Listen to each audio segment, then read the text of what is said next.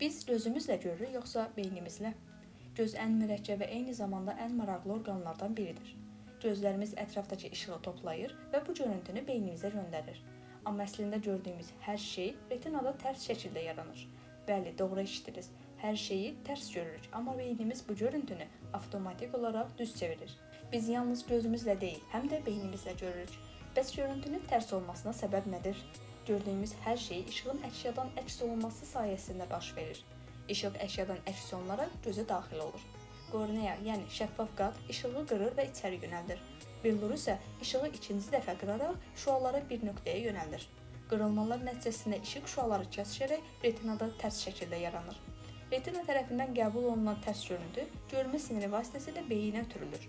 Beyin bu siqnalları kod kimi qəbul edir və doğru istiqamətdə uyğun şəkildə təhlil edib düz çevirir. Təbii ki, proses o qədər sürətli və avtomatik baş verir ki, biz bunu hiss etmirik.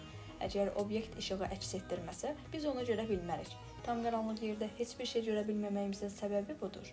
Çünki gözə işıq daxil olmur. Lakin bir çox heyvanların gözündə retinanın arxasında yerləşən parlaq bir təbəqə var.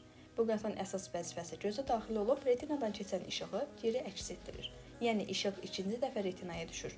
Bu isə qaranlıqda görməni gücləndirir. Yəni zəif işıq da onlar üçün gecə-gündüz kimidir. Görmə prosesi fizika qanunları ilə izah olunur. Beləliklə fizika elminin nə qədər dəyərli olduğuna bir daha şahid olduq.